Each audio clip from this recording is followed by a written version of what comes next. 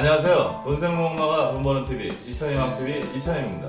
오늘은 주식 초보자분들, 주식 투자를 시작하고 싶은데 그 방법을 모르시는 분들, 현재 국내 주식에 투자하고 있지만 해외 주식에 관심이 있어서 해외 주식 투자를 시작하려고 하는데 그 방법에 대해서 고민하시는 분들을 위해 책 한 권을 소개해 드리겠습니다. 워렌 버핏 같은 대가들의 책은요 상당히 좋습니다. 하지만 그 내용이 나와는 다른 특별한 사람의 이야기라고 여겨지기 때문에 주식 투자를 하면서 실제로 바로바로 적용하는 게 그리 쉽지 않습니다. 하지만 오늘 제가 소개해드린 책은요 우리 주변에서 흔히 볼 수 있는 조금 성공한 일반 투자자의 이야기이기 때문에요 책을 읽으면서 좋은 대목들을 주식 투자하면서 바로 적용할 수 있다고 생각을 합니다. 이 책의 제목은 나는 코스피로 돈 벌어 해외 주식 산다 입니다. 2020년 6월 세이지에서 출간을 했고요. 저자는 마원윤 씨입니다. 이력이 독특한데요. 현재 학원 강사로 15년째 일을 하고 있고요. 어릴 때부터 부모로부터 경제에 대해서 밥상머리 교육을 받아서 경제에 대해서 관심을 많이 가졌고요. 고등학교 때 종잣돈을 모아서 대학교 때부터 주식 투자를 시작했습니다. 얼추 계산해보면 20년 이상 투자를 해본 상당히 경험이 많은 그런 투자자입니다. 현재 본업인 학원 강사 이외에도요 주식 투자 스터디와 온라인 주식 투자 강의를 하고 있습니다. 그래서 이 책에는 같이 공부하고 있는 머니메이트들의 사례가 많이 들어있어서 읽기가 한결 수월합니다. 본인의 자산은 국내 주식, 해외 주식, 펀드와 ETF로 나눠서 운영하고 있습니다. 20년 이상의 초장기 투자를 지향하는 투자 철학을 가지고 있는 저자입니다. 목차를 보면요 프롤로그와 8개 장으로 구성되어 있습니다. 프롤로그에 주가가 올라도 좋고 내려도 좋고 이런 제목이 붙어 있는데요. 주가가 좋으면 누구나 다 기분이 좋을 텐데요. 주가가 떨어져도 좋다는 의미는 이분은 평소에 좋은 주식을 골라놨는데 가격이 비싸서 못 사다가 얼마 전같이 코로나 사태처럼 주가가 대폭락을 하거나 조정장이 오면 그때 싼 가격으로 매수할 수 있기 때문에 주가가 내려도 좋다는 그런 이야기를 합니다. 3장에서 6장까지는요 한국하고 미국, 중국, 베트남의 대표 기업에 대해서 이야기를 하는데요. 우리가 국내 투자보다도 특히 해외 투자를 할 때 그 기업들을 유심히 좀 살펴보면 도움이 될 것 같습니다.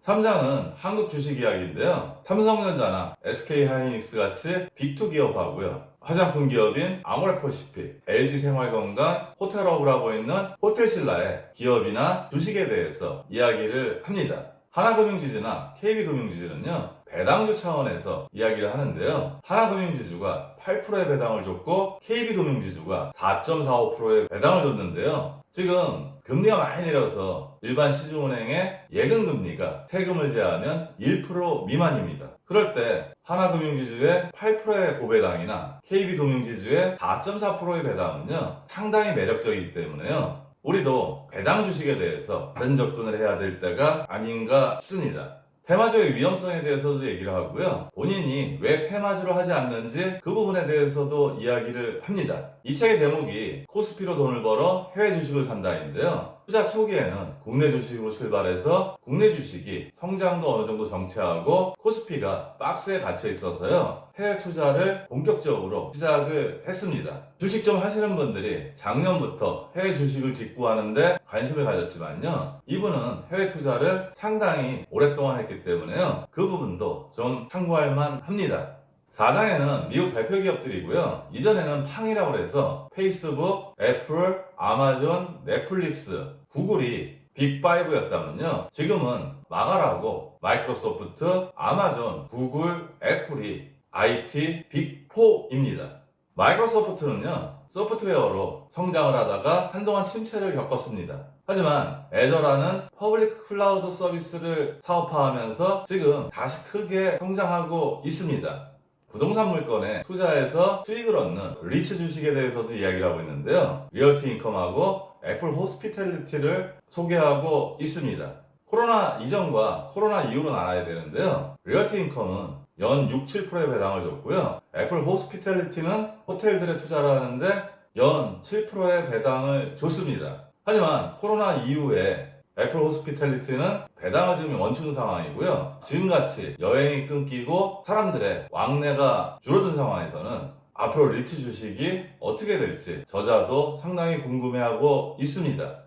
5장은 중국 주식 이야기인데요. 알팽텐과 산마회장 플러스 중안보험에 관심을 가지라고 합니다. 알팽텐은 알리바바와 핑안보험, 텐센트의 앞자를 딴 약자고요. 공교롭게도 알리바바의 마윈, 핑안보험의 마밍저, 텐센트의 마와텅, 이 잘나가는 세계 회사의 회장들이 전부 다 성이 마실에서 산마회장에 주목하라고 합니다. 중안보험은요, 이 산마회장이 함께 힘을 모아서 인터넷 전문 보험사를 합작해서 차린 회사입니다. 간장과 굴소스, 조미료, 식초 등을 생산하는 해천미업도 소개하고 있고요. 우리가 중국집에 가면 부추 잡채 시키면 꽃빵 나오지 않습니까? 중국에서는 이 꽃빵을 상당히 많이 소비한다고 합니다. 빵을 부풀게 하는 효모를 생산하는 안기효모에 대해서도 이야기를 하고 있습니다.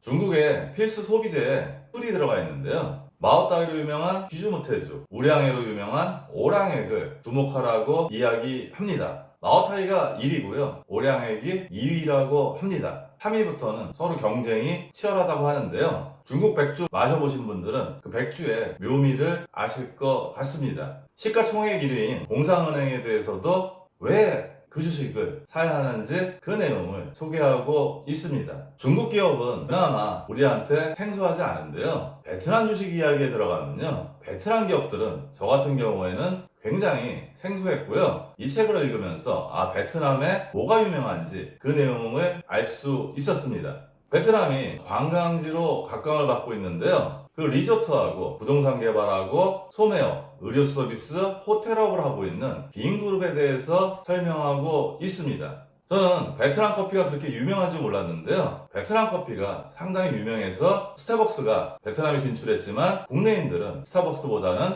국내 커피를 많이 마신다고 합니다. 따라서 그 국내 점유율이 높은 비나 카페 비엔호아에 대해서 설명을 하고 있고요. 베트남이 연유로도 유명하다고 합니다. 그 연유를 생산하는 비나 밀크에 대해서도 이 책에서 소개하고 있습니다. 베트남 음식에 액젓하고 소스가 많이 들어간다고 하는데요. 그 소스를 생산하고 부동산이나 정유업을 하는 마산그룹에 대해서 설명을 하고요. 커피 말고도 맥주로도 상당히 유명하다고 합니다. 그래서 비어사이공이라는 맥주 제조회사에 대해서도 저자가 설명을 하고 있습니다. 경제 성장이 이루어지면 보험의 성장도 폭발적으로 늘어나게 됩니다. 현재 베트남의 경제력이 조금 더 올라가는 상황이기 때문에요. 베트남 보험장 1위이고 종합보험사인 아오베트남에 대해서 저자는 주목하라고 이야기를 합니다. 저자는 8장에서요. 주식을 매수 매도할 때 매수일지와 매도일지를 꼭 쓰라고 이야기를 합니다. 그게 익숙해지면 매수 매도 희망 가격이나 투자 기간, 매수 목표, 추가 매수 계획 등 그런 부분들을 자신에 맞게 작성을 하라고 크게 강조를 하고 있습니다. 매수일지나 매도일지를 쓰는 것이 자신만의 포트폴리오를 만드는 가장 기본적인 작업이기 때문에 반드시 쓰라고 강조를 합니다. 책에는 저자의 목적에 따른 투자기한 설정이 나오는데요. 이 내용을 보면 좀 약간 재미있고요. 저자만의 확고한 투자 원칙과 투자 철학을 읽을 수 있습니다. 영원히 안 팔아 주식은요. 이 저자분이 초장기 투자자를 지향하기 때문에 20년 이상 초장기 투자하는 주식들이 그 그룹에 들어간다고 합니다. 연금형 주식은요, 배당을 목표로 해서 10년 이상 장기 투자할 주식을 이야기합니다. 성장 주식은 목표가에 이르면 매도를 해서 차익을 내는 용도의 주식이기 때문에요. 이분이 초장기 투자지만 일부 성장주에 대해서는 단기 수익도 챙겨가면서 투자를 하신다고 보면 됩니다. 무상증자형 주식이라는 것도 있는데요. 주로 무상증자를 자주 하는 종목으로 무상증자를 받아서 주수를 늘리는 게 이 그룹의 주식을 보유하는 목표가 됩니다. 펀드나 ETF 투자도 하고 있는데요. 펀드는 최장 36개월로 투자하되 수익이 30% 정도에서는 기관과 상관없이 판매를 고려하고 있고요. 베트남이나 인도, 인도네시아 등과 같은 이머징 마켓은요, 장기 투자를 목표로 조정을 합니다. 저자가 이렇게 자신만의 투자 원칙을 갖고 있는데요. 저희도 이런 그룹핑을 해서 나만의 투자 원칙이나 투자 철학을 만들어서 체계적으로 주식 투자를 할 필요가 있다고 생각을 합니다. 책을 읽다가 이 구절을 발견했는데요. 이 구절을 읽다 보면요. 이 저자가 주식 투자를 통해서 대박을 얻어서 한순간에 부자가 된다는 그런 허무맹랑한 이야기를 하지 않습니다. 제가 한번 읽어보면요. 주식의 첫 시작은 좋은 주식을 찾는 것이 아닙니다. 지출을 줄이고 내가 투자할 수 있는 여윳돈을 확인하는 것이 먼저입니다. 그래야 장기 투자도 가능하고 손절하는 일도 없어집니다. 손절은 보통 현금이 부족할 때 다른 선택지가 없어 하게 되는 선택이기 때문입니다. 주식이나 적금이나 가계부를 쓰는 것은 모두 다른 이야기가 아닙니다. 가계부를 써서 불필요한 지출을 줄이고 그 금액을 저금해 적절한 순간에 주식을 사는 것, 이 과정이 순조롭게 이어져야 가능한 일입니다. 몇 년 전에 비트코인 유행할 때 젊은 친구들이 한순간에 대박을 노리고 현금카드 서비스를 받거나 카드론 같은 걸 받아서 투자를 했다가 낭패를 본 경우가 많습니다. 기본적으로 이분은 평생 투자하고 산다고 생각하기 때문에요. 평소 생활 속에서 투자 자금을 모아서 그 투자 자금을 지속적으로 투자하는 것을 강조를 하고 있습니다. 즉, 월급을 받아서 생활비를 아껴서 투자할 자금을 만들고요. 그 돈으로 아까 말씀드린 투자 원칙대로 주식을 조금씩 계속 매수해서 장기적으로 주식을 보유해 나가는 전략입니다. 이 책의 저자는 우리에게 이 책을 읽으면 큰 돈을 벌 수 있다든지 아니면 단기간에 많은 돈을 벌어서 부자가 될 수 있다는 그런 허황된 메시지를 전달하는 게 아니고요. 지금 같은 초저금리에 우리가 투자를 할 수밖에 없고 그 투자 중에 주식 투자를 한다면 어떻게 하면 건실하고 성공적으로 투자할 수 있는지 성실하게 알려주고 있습니다. 제가 상담을 할 때요, 고객분들한테 주식 투자를 하지 말라는 이야기는 하지 않습니다. 저 자신도 주식 투자를 하고 있고요. 지금 같은 금리면 투자를 하지 않고는 우리 자산을 불릴 수가 없는 환경입니다. 그런데 전제 조건은요, 이 저자가 강조하듯이 기업에 관심을 가지고 공부를 해서 차근차근 길게 보고 투자하는 방식을 저도 권유합니다. 따라서 현재 주식 투자를 전혀 하지 않았거나요, 주식 투자를 하시긴 하시는데 정석대로 하지 않고 남 얘기 듣고 샀다 팔았다 하시는 분들한테는요, 먼저 공부부터 하시기를 저는 권유를 드립니다. 맨 처음에 투자에 접근할 때는 적립펀드 같은 간접 투자 상품이 바람직하다고 생각을 하고요. 적립펀드 투자를 하면서 투자에 대한 경험을 쌓고 투자가 어떻게 흘러가는지 감을 잡으면서 그 기간 동안 저자가 말한 대로 기업이나 산업에 대한 공부도 하고 주식의 흐름에 대해서도, 경제의 흐름에 대해서도 공부를 해나가면서 차근차근 가져가고요. 그 다음에는 ETF나 주식을 통해서 성공적인 투자를 하신다면요, 투자가 그렇게 어려운 건 아닐 겁니다. 다시 한번 강조하지만요, 지금 같은 초저금리에 안전하다고 해서 은행에 돈만 맡겨서는 우리의 자산이 불어나지 않습니다. 특별히 돈을 많이 버는 사람 이외에는요, 대부분 한정적인 수입을 벌고 생활비를 아껴서 돈을 모아서 불리는 과정을 밟게 됩니다. 따라서 투자에 대해서 안전한 방법을 배워서 실천하시기를 추천드립니다. 오늘 내용도 도움이 되었으면 좋겠고요. 오늘도 행복한 돈 관리 되세요.